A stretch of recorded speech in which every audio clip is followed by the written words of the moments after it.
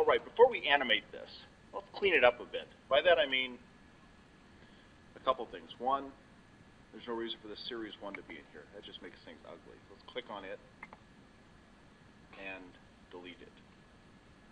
Also, my scale goes from -300 to 300, -300 to 300. Let's make it look like it's a square.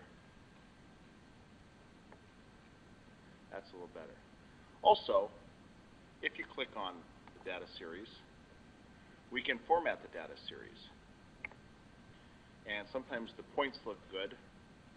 Oftentimes with spirals, it's not the points, but connecting the points that looks good. So marker options, these are marker. Let's get rid of those. Instead, let's connect them with a solid line. And we've got something interesting. Now let's see what that would look like with different, oh, now we're talking. So now we want to animate this. By animate, I mean that we want what's called a macro to do this itself. What we're doing is putting a number in here, hitting enter, and it updates. What we're going to do, rather than write code, we're going to see what the computer does by itself.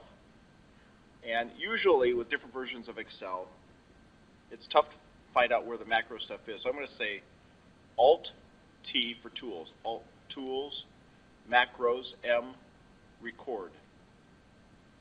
Let's call our macro design.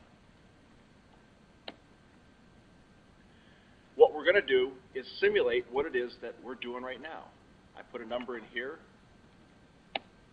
hit F9 for calculate in case it's not set to automatic calculate.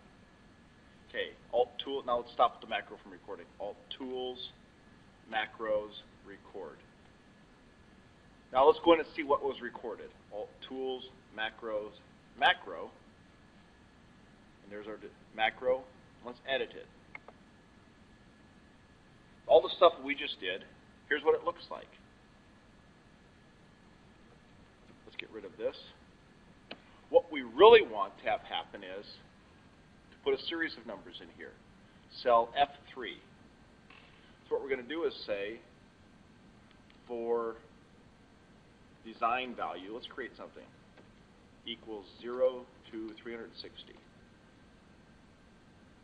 We want to put whatever the value is for design, range, oops, let's get rid of this anyways, that was an accident. Range, not F3, but what is F3? Range F3, that value equals design value. So our for next loop goes from 0 to 360. We're going to put that value in range F3. What I deleted was calculate. We no longer need this. And that's it.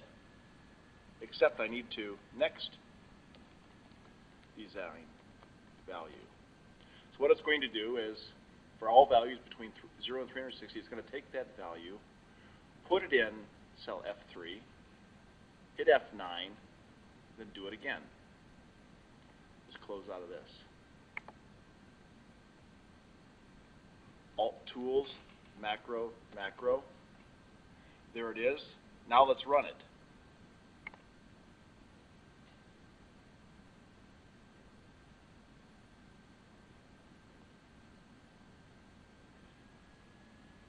Pretty neat, except one thing. We see our axes changing values.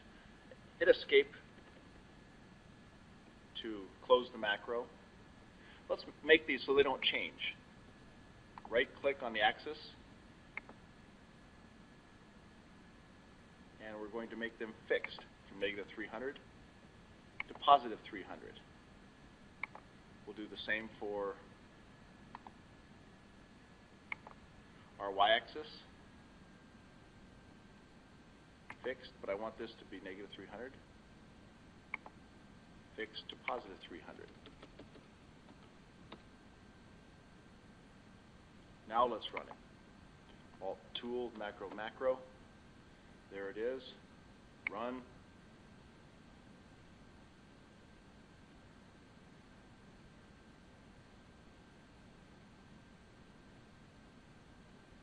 There's our animated spiral.